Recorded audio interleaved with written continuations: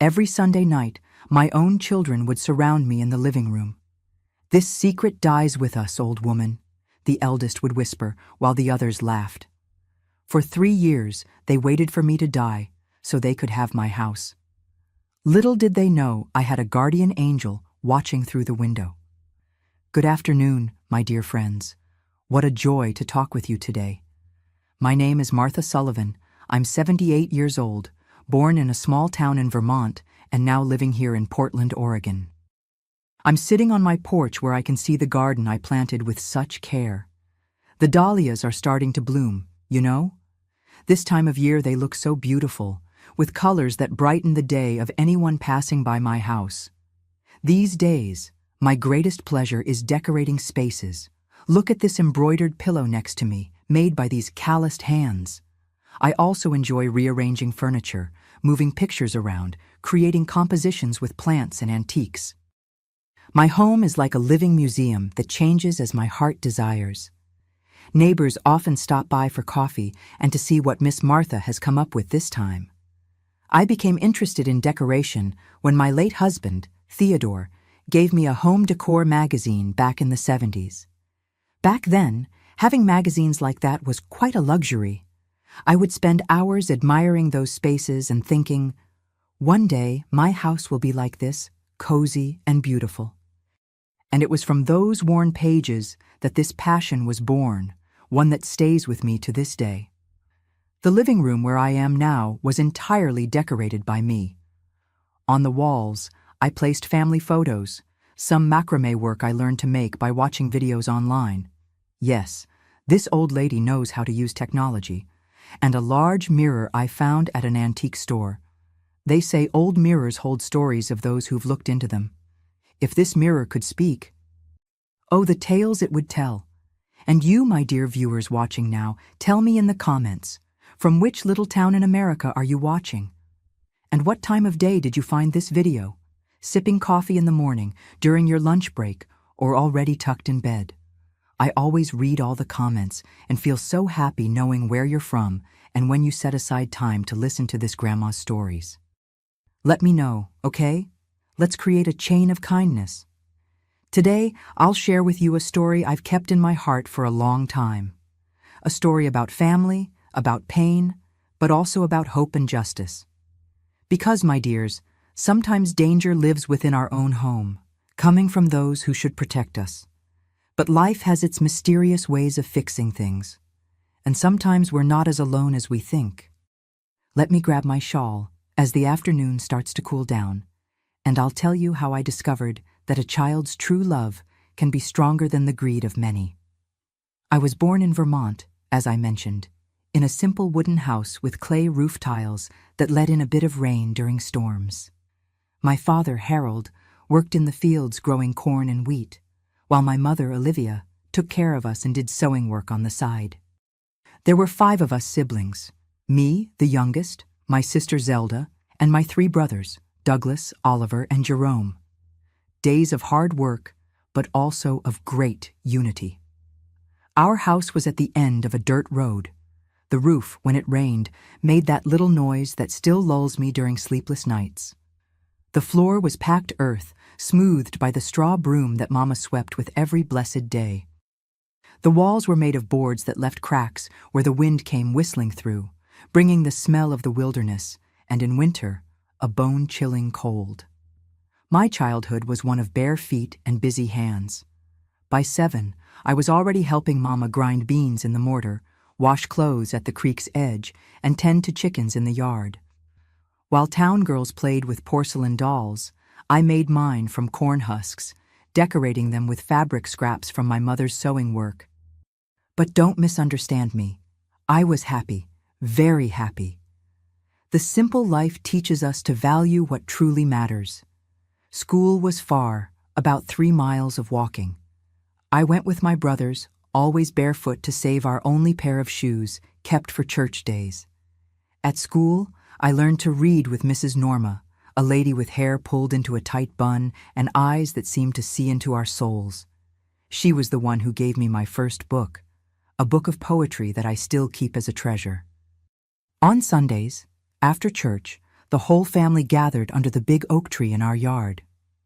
Daddy played the guitar, Mama made cornbread with milk that was delicious, and we children ran and played until sunset. It was our sacred moment, you know.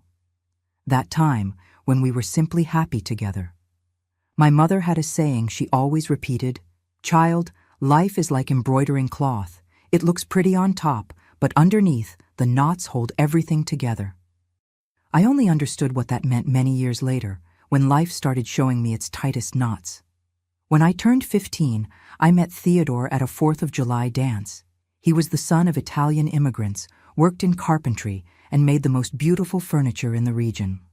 Tall, with green eyes and a shy smile, he won my heart as soon as he asked me to dance. "Girl with blackberry eyes," he called me, because he said my eyes were dark and bright like that fruit. We dated for 2 years, always with my father sitting on the porch, watching from a distance. In 1962, we married in a simple ceremony at the town's church. I was 17, he was 22. The following week, we moved to Cedar Rapids, Iowa, where Theodore had gotten a job at a large carpentry workshop. It was hard leaving my family, but the heart goes where love calls, doesn't it? In Cedar Rapids, we started our life in a small rented house. With time and hard work, Theodore prospered. He opened his own carpentry workshop, and little by little, we built our big house, the one that would be the stage for so much joy, and later, so much pain. The years passed, and God blessed us with 6 sons: Oscar, Arnold, Arthur, Isaac, Aaron, and William, the youngest. I raised them all with much love, teaching the values I learned from my parents: honesty, hard work, and respect for others. While they were little, our house was full of laughter, childish quarrels, and the happy noise that only a large family knows how to make. William, my baby, was different from the others from a young age. While his brothers were rougher, liked to run, fight, and get into trouble, he was calm, enjoyed books, and had a sensitivity that reminded me so much of his father. "This boy wears his heart on his sleeve," Theodore would say proudly. He was the only one interested in his father's carpentry, spending hours learning the craft, while the others preferred business, commerce, quick money. Our house in Cedar Rapids was large and old, with a garden in the back where I planted my flowers and herbs. It had a porch that wrapped around the front, tall windows, and a spacious living room where we held our family gatherings on Sundays. It was in this house that I lived through the best and worst phases of my life. It was in this house that I watched my children grow, saw my Theodore leave this world, and learned that sometimes those who should protect you are the ones who hurt you most. Time passed, the boys grew up, became men. But children don't always grow up as we dream, my dears. Sometimes, life takes paths we never imagined. And that's how I suddenly found myself alone in a house too big, with a broken heart, and surrounded by dangers I never imagined I'd have to face. The years went by too quickly. My children grew up, Theodore's carpentry business prospered, and our life in Cedar Rapids seemed like a dream I didn't deserve. It was so beautiful. But as they say, after the fair weather always comes the storm, and ours arrived quietly, without us noticing.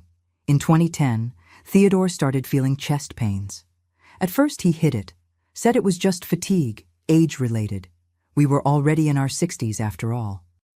But one day, while sawing a mahogany board to make a double bed that had been ordered, he collapsed. William, who worked with his father in the carpentry shop, was the one who helped him. I'll never forget the expression on my youngest's face when he came running home, telling me to hurry, that his father had fallen ill. At the hospital, the diagnosis was harsh. Heart problems.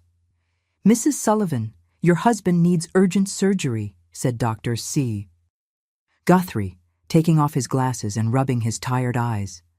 It was 3 months of waiting for a spot at the hospital in Des Moines.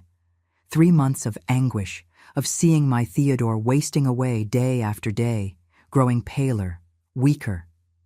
During this time, our 5 older sons, Oscar, Arnold, Arthur, Isaac, and Aaron, would come to visit, but never stayed long.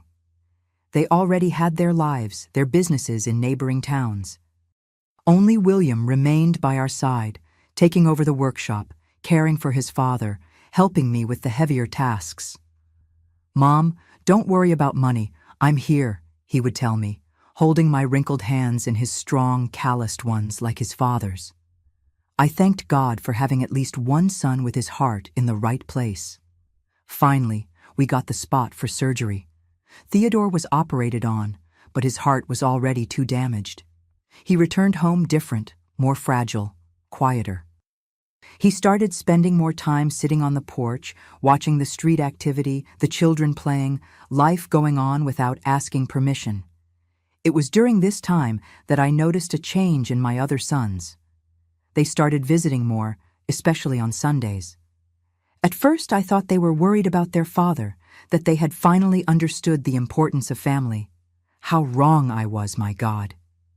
During one of these Sunday visits, Oscar, the eldest, sat next to his father on the porch. I was in the kitchen, making tea, when I heard the conversation. "Dad, have you thought about what you're going to do with the house and the workshop? It's not good to leave things unresolved, you know." The silence that followed those words was like a slap in my face. My son was talking about inheritance with his father still alive. I felt my legs weaken and had to hold on to the sink to keep from falling. Theodore, even weakened, didn't lose his firmness. "Son, when I'm gone, your mother will decide what to do. The house and everything we built is hers by right." The answer didn't please him. From then on, the visits from the older sons always had the same subject: the house, the workshop, the land, the saved money. Like vultures circling, waiting for the right moment to swoop in. William was the only one who never joined these conversations. On the contrary, he got irritated when his brothers brought up the subject. "Dad is still alive. Respect him," he would say, his eyes flashing. The tension between the brothers grew and grew. They could no longer be in the same environment without an argument breaking out. Theodore suffered with this. I could see in his eyes the disappointment with the children he had raised. On a rainy night in September 2013, my Theodore went to sleep, never to wake up again. He departed silently, as if not wanting to bother anyone. I found him in the morning, cold, with a serene expression, finally at peace. The wake was a difficult time. The 5 older sons maintained solemn expressions, received condolences, but I noticed their glances crossing, as if exchanging secret messages. William, on the other hand, was devastated. He was the only one who cried openly, unashamed of his pain. After the funeral, we all returned home. It was still raining. The gray sky seemed to share our sadness, or at least mine and William's. In the living room, Oscar cleared his throat and said what, I realized, had already been rehearsed. "Mom, we need to talk about Dad's house and business." How could it be? My husband had just been buried, and he already wanted to talk about assets. I looked at the other 4, who nodded in agreement. Only William stood up, indignant. "Dad isn't cold in his grave, and you already want to divide what's his? What kind of children are you?" Arnold, the second oldest, approached his youngest brother with a finger raised. "Shut up, William. You were always the favorite, the protected one. Now we also have a right to our share." "What share?" William shouted. "You never cared about Dad or Mom. You only show up here to ask for money or favors." What followed was a terrible argument. Words that should never be said between brothers were thrown like sharp stones. I tried to intervene, but my fragile voice was lost amid the shouting. The argument only escalated until Arthur, always the most violent, pushed William against the wall. "You're not better than anyone. If you think you'll get everything, you're very mistaken." The physical fight that followed was heartbreaking. My sons, whom I had cradled in my arms, whom I had nursed, taught to walk and talk, were now attacking each other like mortal enemies. William, even being younger and stronger, was outnumbered. 5 against 1. Amid the confusion, Isaac shouted something that froze my blood. "If you don't disappear from here, we'll finish you off. No one will miss you." It wasn't an empty threat. I saw in my older son's eyes something I had never seen before, a blind hatred, a greed that transformed them into people I no longer recognized. The fight ended with William bleeding, his nose broken, one eye bruised. He stood up with difficulty, looked at his brothers, then at me, and said the words that would haunt me for more than a decade. "I no longer have brothers. And you don't deserve to have a mother like her." He took only his wallet and motorcycle keys and went out the door into the pouring rain. That was the last time I saw him for many, many years. My youngest, my boy with the good heart, had disappeared into the dark night, driven away by the violence of his own brothers. And I, a recent widow, remained there amidst the shards of what once was a family, not knowing what would become of my life from then on, not imagining the hell that awaited me at the hands of my own sons. After William disappeared on that rainy night, life in the big house in Cedar Rapids turned into a nightmare. I was left alone, a 66-year-old widow, at the mercy of my own children. At first, they disguised their intentions well. They would visit me, ask if I needed anything, do shopping. Anyone who didn't know the situation might even think they were exemplary sons. But then, 2 weeks after Theodore's burial, Oscar appeared with some papers in hand. He was accompanied by the other 4 brothers. "Mom, I brought some documents for you to sign. It's to make things easier with the workshop, to avoid problems with the bank and taxes." I asked to read the papers, but Arnold, who worked in an accounting office, interrupted me. "You don't need to worry about this, Mom. They're just bureaucracies. You won't even understand these legal terms. It's better to trust us." Something inside me lit up a warning. Theodore had always taught me never to sign anything without reading it.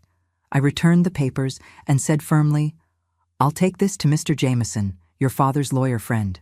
After he explains it to me, I'll sign." It was like throwing water on a cat. Their reaction was immediate. Oscar snatched the papers from my hand.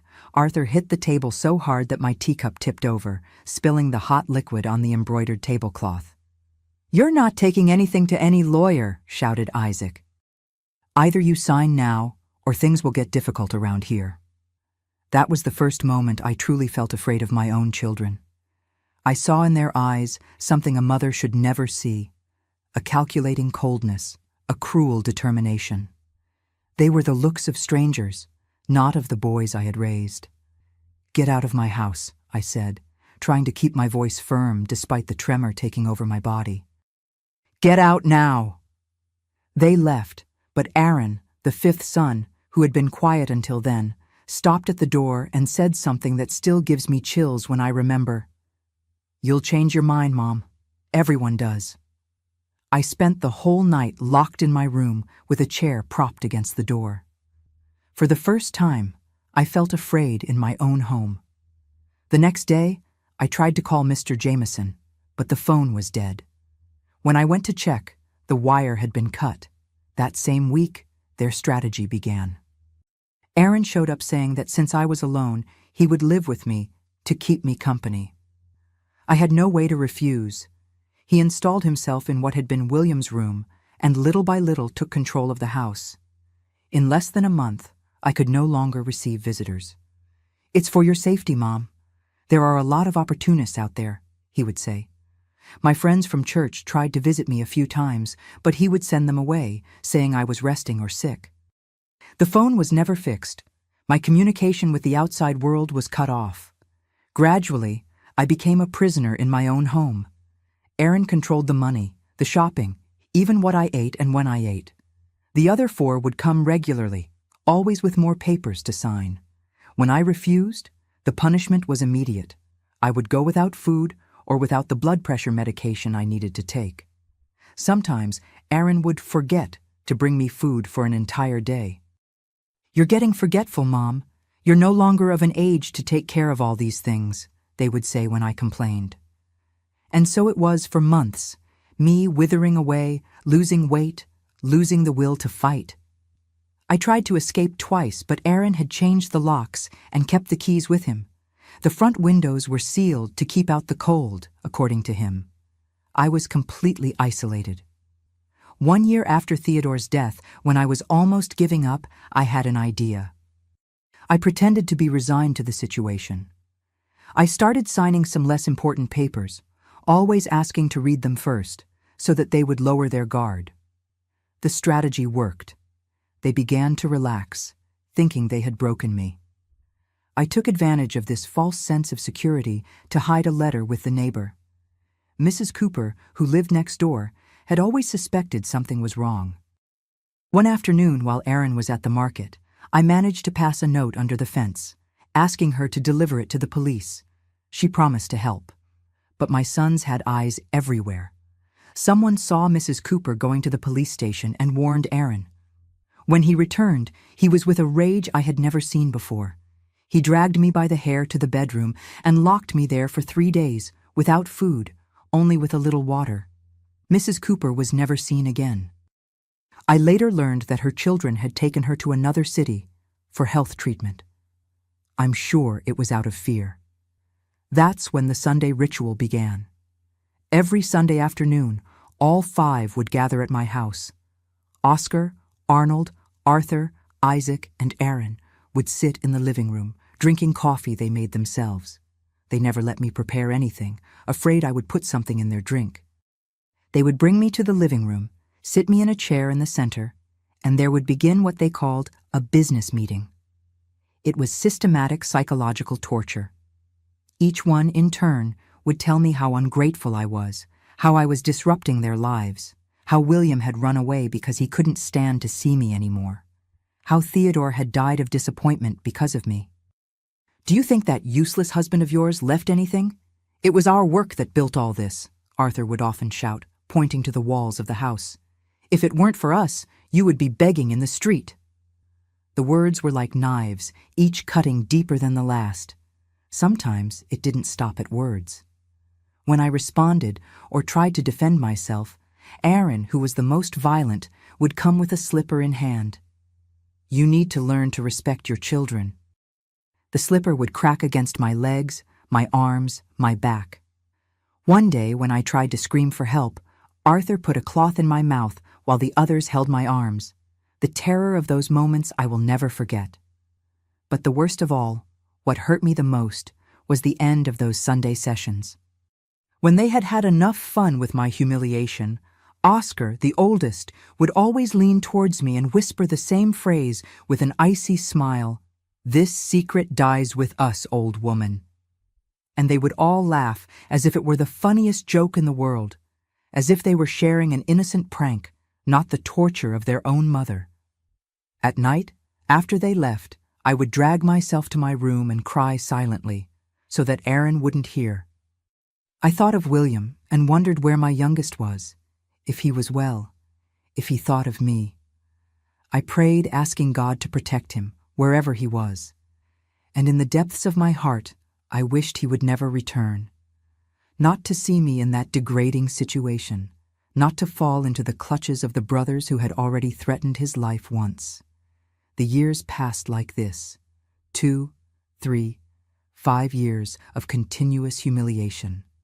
I survived one day at a time, praying that my fragile body would finally give in and I could reunite with Theodore, far from that hell. In 2017, things worsened. I managed to overhear a conversation between Oscar and Erin on the porch. They were talking about selling the house and the workshop, which by this point was practically abandoned. Except there was a problem. Even with the papers I had signed, for a sale of that size, they needed my signature with a notary's acknowledgement. And they couldn't simply take me to a notary in the state I was in, malnourished, covered in marks, clearly mistreated. "The old woman won't last much longer," said Oscar. "Just wait." "We've waited too long," replied Erin. "Maybe it's time to speed things up." That conversation chilled me to the bone. I realized they were considering something that until then was just a threat, to finish me off once and for all. That's when I started pretending I was weaker than I really was. I would stop eating in the middle of meals, pretend to be dizzy, drop things. I wanted them to believe I really was at the end, so they would lower their guard. The strategy seemed to work. The Sunday meetings became less violent, not because they had become more human, but because they thought it was no longer worth wasting energy on someone who would soon no longer be there. But, as they say, hope is the last to die. And mine found new breath on the day when, cleaning the basement as ordered by Aaron, I found an old box of photographs. Among them, one caught my attention. Theodore, myself, and our 6 sons still as children, all smiling. I turned the photo over and saw a phone number noted in pencil. In handwriting I immediately recognized. It was William's. Could it still be the same number after so many years? Did my son still think of me? Or had he gone on with his life, leaving behind the painful memories? I kept that number in memory, repeating it mentally like a mantra, waiting for an opportunity. I didn't know when or how, but that number could be my only hope of salvation. And it was with this small flame of hope that I continued surviving, day after day, week after week, Sunday after Sunday, always hearing the same terrible phrase at the end of each torture session. "This secret dies with us, old woman." They didn't know, but I held within me the certainty that this secret would not die with me. Not while there was a thread of hope, not while William was somewhere, alive, perhaps thinking of the mother he had left behind. That phone number found on the back of the photo became my anchor, my thread of hope. The challenge was to find a way to use a phone without my jailers noticing. Aaron rarely left the house, and when he did, took his cell phone with him. The landline remained disconnected, a constant reminder of my isolation. For months, I observed the house routine with renewed attention. I had noticed that on Tuesdays, Aaron would go out to meet his brothers at Quincy's bar, where they discussed their business. It was the only time I was left alone, but he always locked doors and windows before leaving. On one of these Tuesdays, in January 2018, I observed something that gave me an idea. It was unbearably hot, and before leaving, Aaron opened a small bathroom window for ventilation, a window so narrow that not even a child could pass through it, but large enough for what I was planning. I waited for him to leave and ran to the phone of the new neighbor, Mrs. Ellis, who had moved into the house where Mrs. Cooper used to live. I observed her through the curtain crack, always careful and kind with everyone. I wrote a short note. "Please lend me your cell phone for 5 minutes. It's a matter of life and death. Pass it through the bathroom window. I am imprisoned by my own children. Martha, your neighbor."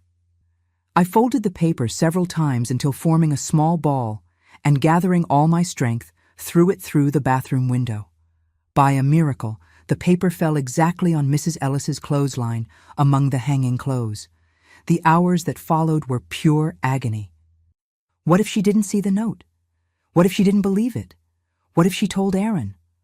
Worse, what if the number was no longer William's? In the late afternoon, almost giving up hope, I heard a soft whistle coming from the bathroom window. I ran as silently as I could, and there was Mrs. Ellis, her eyes full of concern, extending her cell phone through the small opening. 5 minutes, she whispered. "I'll be waiting here." With trembling hands, I dialed the number I had memorized. 1, 2, 3 rings. No one answered. My heart tightened. On the 4th ring, a male voice answered, a voice that, even after so many years, I immediately recognized. "Hello? William?" My voice came out choked, almost inaudible. Silence on the other end. Then a deep sigh. "Mom, is that you?" Tears came in a cascade. It was him. My son was alive. "Son, listen to me carefully. I don't have much time." I spoke quickly. "I'm trapped in the house. Your brothers. They mistreat me. They want everything. They're planning—" I couldn't finish. The emotion was too strong. The words choked. "Mom, calm down. I already know everything." That phrase caught me by surprise. "What do you mean?" "I never really went away," he explained. "I stayed in Marion, less than an hour from there. I always kept in touch with some acquaintances who told me how you were. I knew something was wrong, but I had no proof, and they are 5 against 1. Why didn't you come back? The question escaped before I could contain it. Because they would kill me, Mom. You heard what they said that night. And then what would happen to you? I needed to find another way. I heard the distant sound of a car. Aaron could be returning. I don't have much time. What do we do now? I have a plan, said William, with a firmness that reminded me of his father. I've already spoken with the police here, but they said they need evidence, a flagrant. Listen carefully. He quickly explained what we should do. It was risky, but possible. The next Sunday would be the perfect opportunity when all 5 would be gathered for their usual session. Can you hold on until Sunday, Mom? I've endured for more than 4 years, son. I can endure a few more days. Sunday, then. I'll be outside, at the big living room window, at 4 in the afternoon. When Oscar says that phrase, I know which one, my informants told me, you look at the window and say, look who's at the window, just that. I returned the cell phone to Mrs. Ellis, thanking her with my eyes, unable to express in words the gratitude I felt. She squeezed my hand through the window and said, I'll pray for you, Mrs. Sullivan. The next few days were the longest of my life.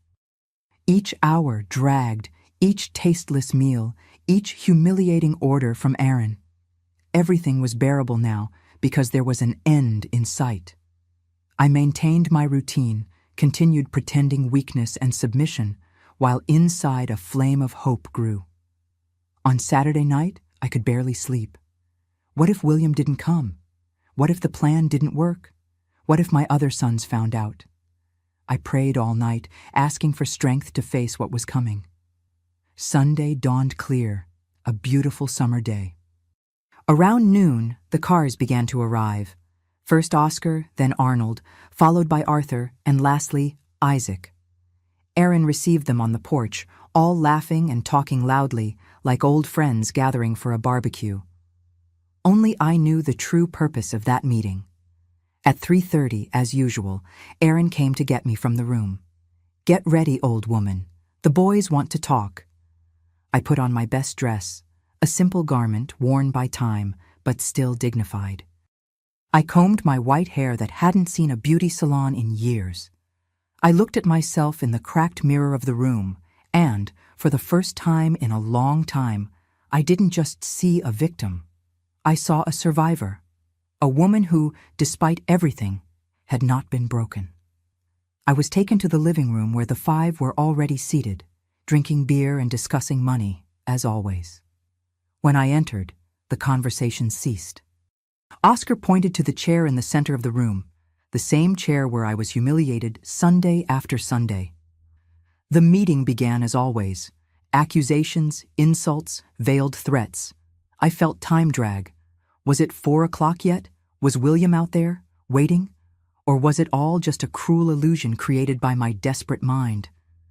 When I couldn't take it anymore, Oscar stood up, approached me and leaned over me, as he always did at the end of the session. His breath of beer and cigarettes nauseated me. I think you finally understood your place, didn't you? It's almost time to sign those notary papers. The house will be sold, whether you want it or not. I kept my gaze fixed on the window behind him. The curtains were closed, but a slight breeze moved them gently. Nothing to say? Better that way. Just listen to me well, he continued, lowering his voice even more to the threatening whisper I knew so well. This secret dies with us, old woman. The other 4 laughed, as they always did. It was the moment I had been waiting for. With a courage I didn't know I still possessed, I raised my eyes to Oscar, and with a clear and firm voice, a voice I hadn't used in years, said, Look who's at the window. At first they didn't react. Oscar even smiled, thinking it was some kind of delusion on my part. But then, Arnold, who was facing the window, looked in the direction I was pointing. His expression changed instantly, his face paling as if he had seen a ghost. What is it? Asked Arthur, also turning. One by one, they turned to the window. The thin curtains now revealed a silhouette, the silhouette of a man observing the scene from outside. Not just any man. It was William, whom they thought was dead or disappeared forever. "It can't be," muttered Isaac, standing up abruptly. Aaron was the first to react. He ran to the window and opened the curtains violently. There was my youngest, looking at them with a serious and determined expression that reminded me so much of his father. And he wasn't alone. By his side, 2 uniformed police officers observed the scene inside the house. "What does this mean?" shouted Oscar, advancing towards me with clenched fists. At that moment, the front door opened with a bang. More police officers entered, followed by William. One of the officers, who seemed to be the commander, spoke in a loud and authoritative voice. "Everyone stay where you are. We have a report of false imprisonment and mistreatment against Mrs. Martha Sullivan." My older sons were paralyzed, looking at each other in panic. "There's someone here," whispered Arnold, as if it wasn't obvious. "It's my son William," I replied, with a confidence I hadn't felt in years. "And he's not alone." The officers advanced, handcuffing my older sons one by one. They protested, shouted, threatened lawsuits, said I was crazy, that I had made it all up. But the evidence was there: my skeletal body, the marks of aggression, the locks on the outside of doors, the nailed windows. William approached and hugged me carefully, as if I were made of porcelain that could break at any touch. And in a way, that's how I felt. "It's over, Mom," he whispered. "You're safe now." That was, at the same time, the worst and best day of my life. The worst because I had to face the fact that 5 of my sons, whom I had carried in my womb and raised with love, had become monsters capable of torturing their own mother. The best because after almost 5 years of hell, I was finally free. As the police took my sons outside, I realized that despite everything, a part of me still loved them. It was a painful love, a mother's love that never completely extinguishes, even in the face of the worst betrayals. But at that moment, the relief of liberation was stronger than any other feeling. William led me out of that house, which, from a loving home, had transformed into a prison. In the garden, I breathed deeply the pure afternoon air, feeling the sun on my face for the first time in so long. It was like being born again. "Where do we go now?" I asked, unsure about what the future held for a 71-year-old woman who had lost almost everything. "To my house, in Portland," replied William with a gentle smile. "Oregon is beautiful, Mom. You'll love starting a new life there." At that moment, I realized the nightmare was really over, and that, despite all I had lost, I still had the most important thing: a son with a good heart, like his father. A son who never abandoned me, even when it seemed like he had. A son who patiently planned to rescue me when everything seemed lost. I looked one last time at the big house in Cedar Rapids, where so many stories, good and bad, had unfolded. Then, leaning on William's strong arm, I walked toward the car that would take me to a new life. A life in which this secret would not die with us. On the contrary, it would be proof that justice, even though it may be delayed, always finds its way. The journey to Portland was long and silent. William drove concentratedly, while I observed the landscape through the window, watching Iowa fade into the distance. It was strange to leave the state where I had lived most of my life, but each mile traveled gave me a feeling of lightness, as if I were leaving behind not just a place, but all the weight of painful memories. We arrived at night. William's house was small and simple, but welcoming. 2 bedrooms, a spacious kitchen, a living room with comfortable sofas, and what enchanted me most, a backyard garden full of flowers and herbs. On the porch, there was a wooden rocking chair that reminded me so much of those Theodore made in his workshop. "It was the first thing I built when I moved here," explained William, noticing my gaze. "I made it just like Dad used to make them, so I would never forget." That night, for the first time in years, I slept without fear. The room my son had prepared for me had a soft bed, clean sheets that smelled of fabric softener, and a large window, without locks, without padlocks, that faced the garden. Despite the fatigue, I took time to fall asleep. It was strange not having to stay alert at every noise, not needing to lock the door, not fearing the dawn. The first days in Portland were of adaptation. My body, weakened by years of mistreatment, needed to regain strength. William insisted I be examined by doctors. Doctor. Diana, a geriatric physician with a gentle look, was horrified at my condition. You have severe malnutrition, anemia, high blood pressure not properly treated, and signs of post-traumatic stress, she said, holding my wrinkled hands. But we'll take care of all of this. You are strong, Mrs. Sullivan. You survived the worst. I began treatment with blood pressure medication, vitamins, and a special diet to regain weight. I was also referred to Dr. Zoe, a psychologist who specialized in trauma. At first, it was difficult to talk about what I had gone through. The words got stuck in my throat, the tears came without warning. But gradually, session after session, I was able to release all the stored pain. William proved to be an even more dedicated son than I remembered. He worked as a carpenter in a furniture factory during the day, but every morning he prepared my breakfast before leaving and called several times to check if I was okay.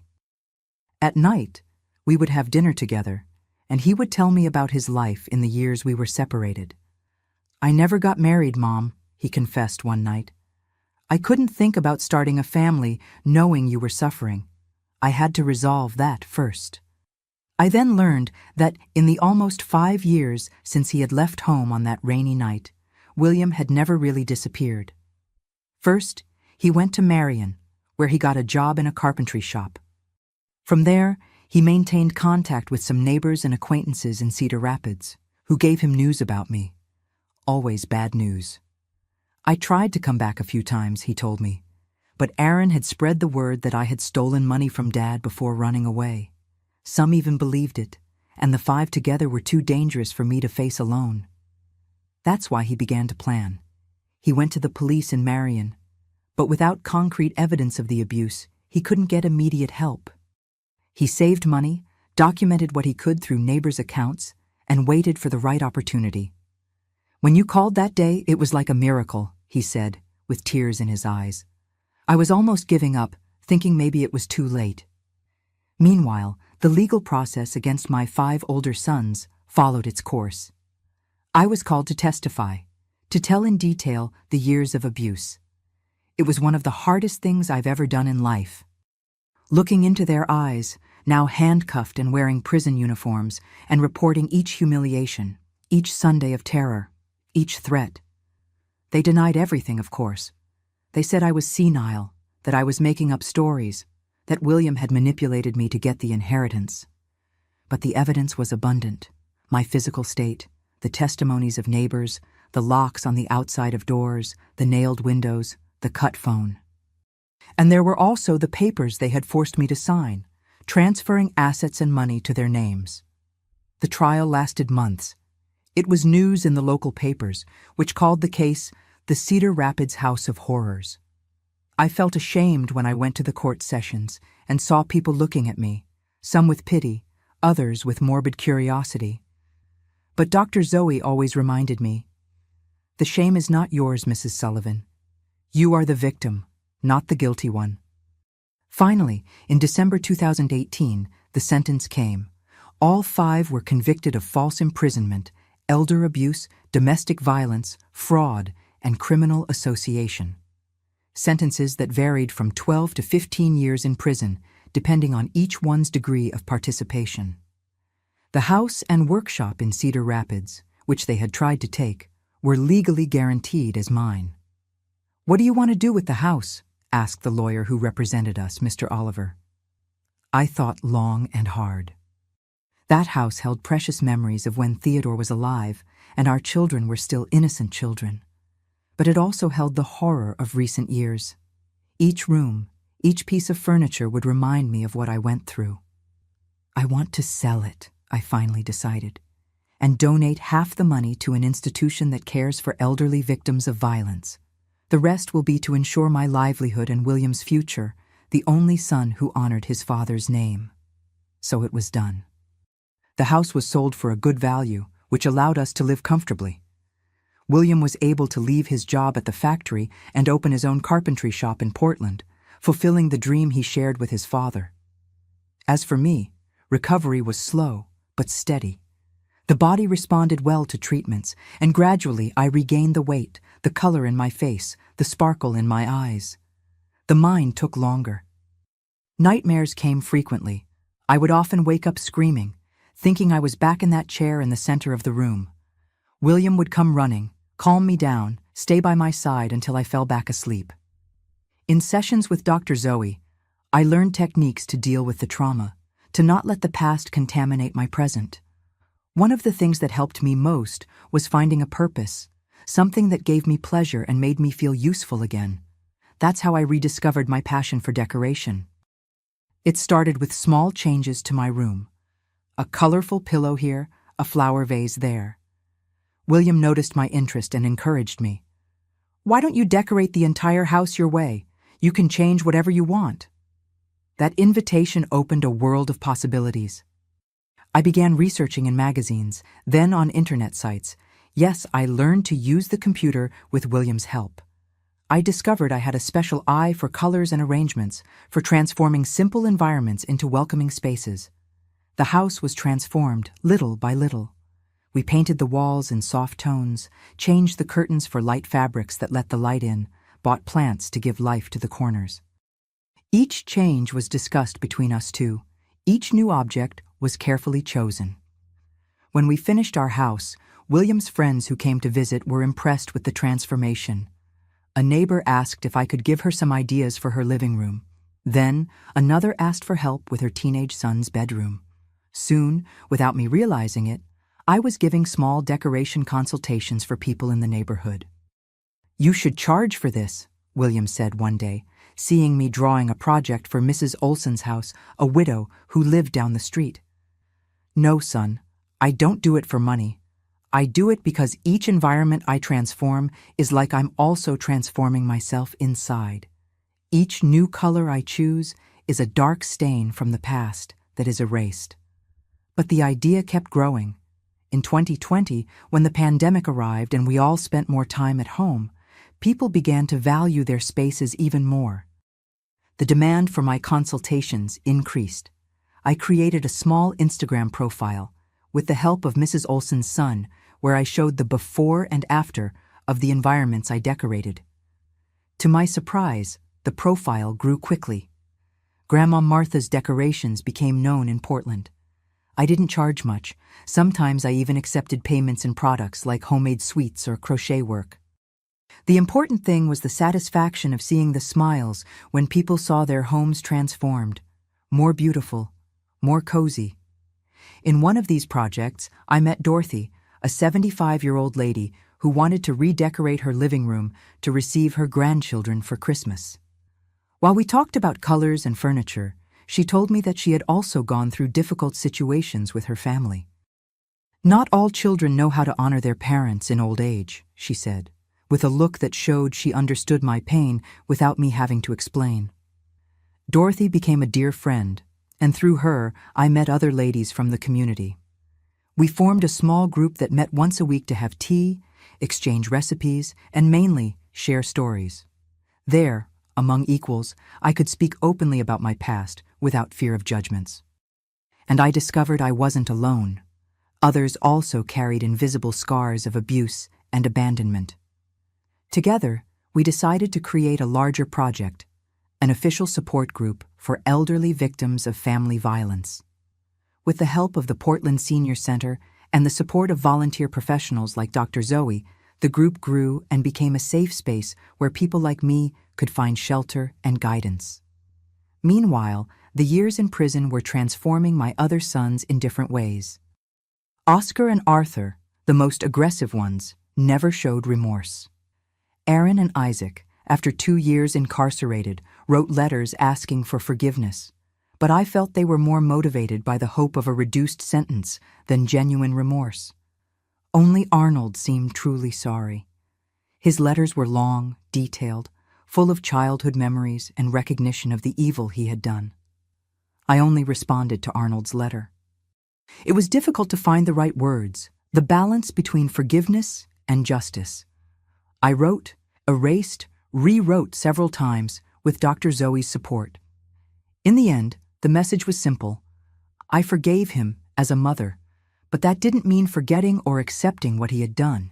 He needed to serve his sentence, and perhaps in the future, when he was truly regenerated, we could try to rebuild some kind of relationship. This decision to forgive, even with reservations, was liberating.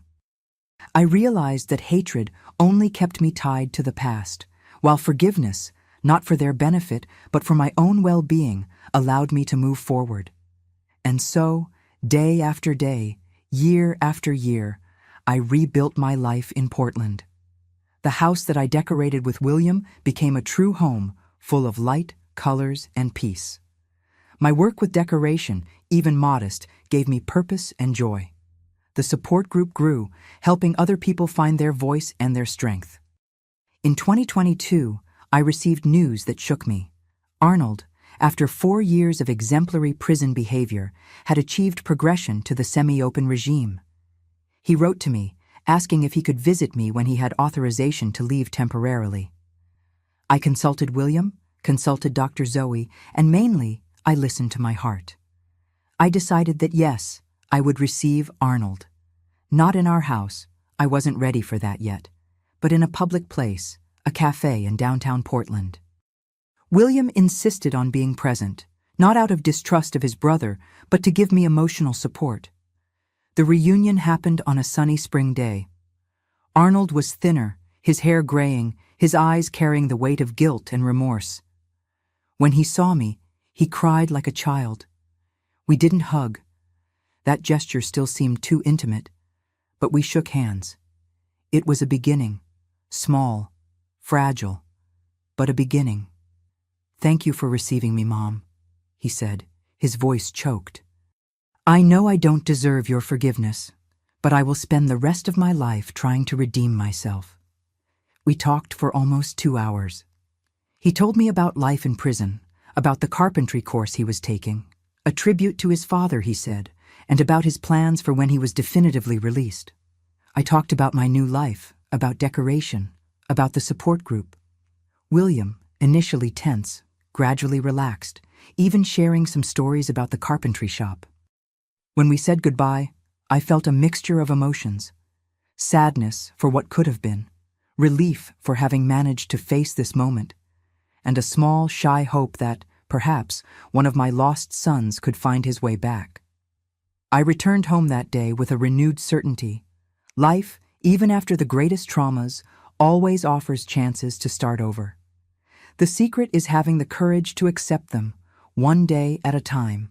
And that's how, at 75, I found myself completely transformed. From the broken woman who arrived in Portland in 2018, almost without hope, emerged a new Martha. Strong, resilient, able to help others and to find beauty even in the most unlikely places. As my mother, Olivia, used to say, "As long as there's life, there's time to bloom." Today, my life in Portland is so different from those dark years that sometimes I wonder if it wasn't all a nightmare. My routine begins early. Old habits never die. At 6 in the morning, I'm already up, preparing a cup of coffee to drink on the porch while watching the sunrise painting the sky pink and gold. Our house, once so simple, now reflects everything I've learned about decoration. Each corner has a meaning, a story. In the living room, we keep only one piece from Cedar Rapids, the rocking chair that Theodore made when William was born. Fully restored, it now symbolizes not the painful past, but the continuity of the talent and love that transcended generations. William lives with me, but has his own space at the back of the property, a small house he built with his own hands. His carpentry shop prospers, specializing in handcrafted furniture that resembles his father's style, but with a modern touch that attracts customers from all over the region. He is still single, but a few months ago, he started dating Rebecca, an art teacher from the local school. When I see them together on Sunday, sharing the lunch I prepare with such care, my heart fills with a joy I thought I would never feel again. Grandma Martha's decorations has gone from being just a hobby to becoming my mission. Twice a week, I receive clients in a small office we set up in the converted garage. They are mainly elderly people who, like me, seek to bring more light and life to their homes. I don't charge much. Some pay with homemade cakes or handcrafts. The important thing is the exchange, the feeling of usefulness, of contributing to others' happiness. You transformed my house into a place where I want to spend my last decades, Mr. Anderson, an 82-year-old widower, told me after I completely changed his dark, depressing living room into a space full of colors and family memories. On Wednesdays, the elderly support group meets at the community center. From victim, I became a counselor. I share my story without shame, showing my emotional scars as medals of survival. If I manage to get out of that hell and rebuild my life at 71, you can too, I always say. And I see in those people's eyes the same flame of hope that William once rekindled in mine. Last year, I was invited to give a talk during Elder Awareness Week. I trembled from head to toe when I went on stage. But when I started speaking, the words flowed like spring water. I told about the abuse, about the rescue, about the reconstruction. At the end, the entire room was standing, applauding with tears in their eyes. A young social worker came to hug me. "Your story saved my grandmother," she said. After hearing your account on the radio, she finally had the courage to report the son who was mistreating her. As for my other sons, life followed its inevitable courses. Oscar and Arthur remain in prison, refusing to acknowledge their mistakes. Aaron passed away last year from a heart attack in the penitentiary. Isaac is serving his sentence in a semi-open regime and tries occasional contact through letters, which I respond to with polite but distant words. Arnold is the only one with whom I maintain a relationship in reconstruction. After completing 6 years of his sentence, he got parole and moved to Salem, a city near Portland. He works as a carpenter, a trade he learned in prison, and visits us once a month. The relationship with William is still tense, but there is respect. Between the lines of this family reunion, I see the transformative power of genuine repentance and conscious forgiveness. The house I decorate with such care reflects my restored soul. On the walls, colorful paintings replaced the shadows of the past. Pillows embroidered by my own hands bring comfort to the sofas, where I receive friends for coffee. In the backyard garden, I cultivate herbs and flowers, each symbolizing a phase of life. The resistant rosemary like my youth, the roses that bloom even after the harshest winter, the lavenders that bring peace after the storm. In my bedroom, the most special of environments, an entire wall is covered with photos. Some old ones from when Theodore was alive and the family was still united. Others recent, showing my new life in Portland. William at the inauguration of his carpentry shop, me receiving a certificate of honor from the City Hall for my work with the elderly, our Sunday lunches with friends who became family. Sometimes when I can't sleep, I look at these photos in the soft light of the lamp and realize how many lives fit into a single existence. How many Marthas have inhabited this body? The girl from Vermont, the young wife in Cedar Rapids, the proud mother, the imprisoned widow, and now, finally, the decorator grandma from Portland, free and at peace. The marks of the past never completely disappear. I still have occasional nightmares where I hear that terrible phrase, "This secret dies with us, old woman." I still get startled by sudden noises. I still have days when sadness visits me without warning. But I've learned that these shadows don't define who I am. They are just part of my story, not its final chapter. As I tell the ladies in the support group, our wrinkles and scars are not marks of weakness, but maps that show the paths of our strength. Today, at 78, sitting on the porch of my house in Portland, watching the garden I planted bloom, listening to William work in the workshop in the back, I feel a deep gratitude for the second chance life gave me. It's not a perfect existence, none is, but it's mine. A life rebuilt brick by brick, color by color, dream by dream. And when people ask me what's the secret to moving forward after so much suffering, I answer with the words that became my motto. Life is like decorating a house after a fire. You can't save everything, but you can build something new and beautiful with what remained. My dear ones, who have accompanied me this far on this journey of pain and rebirth, I want to leave you not just a story, but a beacon of hope for those who still live in the shadows of fear. I've learned that age doesn't define our strength, but rather our ability to start anew each day. When I found myself trapped in that house at 67, I thought my life was over. But at 71, I was reborn. And today, at 78, I bloom as I never imagined possible. The walls that imprison us aren't always made of bricks. Sometimes they're built by those who should protect us. If you're surrounded by walls of abuse, know that there's a window somewhere, a window through which freedom can enter, as it entered my life on that decisive Sunday. My wrinkles are maps of survival. Each one tells a story of pain overcome. When I decorate a house, I'm actually decorating souls, showing that dark environments can be transformed, just like our lives. I discovered that my voice, even trembling, has power when I decide to use it. For years I remained silent, suffocated by fear and shame. Today, this same voice that barely whispered in Cedar Rapids echoes in lectures and support groups, touching hearts and saving lives. Life has taught me that even in the deepest darkness, our inner light never goes out. Even when my sons turned off the house lights to terrorize me, there was an inextinguishable flame within me, the same one William saw through the window, and that kept me alive until the rescue. I never allowed my dignity to be stolen, even when they tried to take everything from me. They could control my body, but my spirit remained free, planning, waiting, believing in better days. If you know someone who is going through what I went through, don't look away.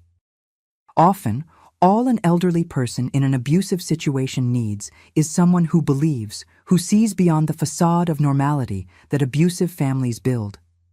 Seek help. In every city, there are agencies for elder protection, specialized police departments, support groups. There is no shame in asking for help. The shame should be on the abuser, not on the one who suffers. To the sons and daughters who care for their elderly parents with love and respect, you are like my William, angels who honor the sacrifice of those who gave you life. Know that there is a special blessing reserved for those who water the roots of their own tree. And to you who are trapped in a situation that seems hopeless, hearing that this secret dies with us, I say, dark secrets cannot withstand the light of day. Expose them, even if your voice trembles, even if it seems impossible, even if no one believes at first. Truth has its own power, and sooner or later finds its way. Believe in the dawn, even during the longest night. I waited almost 5 years for mine. It was worth every minute of waiting when I saw my youngest's face in that window, bringing with him justice and freedom. Subscribe to the channel and hit the bell to receive more stories of overcoming that can help save lives. Each subscription is a shout against the silence that protects abusers. And leave in the comments the word window. Those who watched until here will understand the meaning. It will be our secret code, a reminder that, as in my story, salvation sometimes appears when we look at the right place at the right time. Time doesn't heal all wounds, but it teaches us to live with them and still smile. Today, when I decorate a house, transforming dark spaces into homes full of light, I am actually retelling my own story, that of an old house in Cedar Rapids where terror reigned, transformed into a loving home in Portland, where life flourishes in every corner. Do this now. Don't wait another minute. Because while we're talking here, someone is living the nightmare I lived, waiting for a friendly hand to open the window that leads to freedom.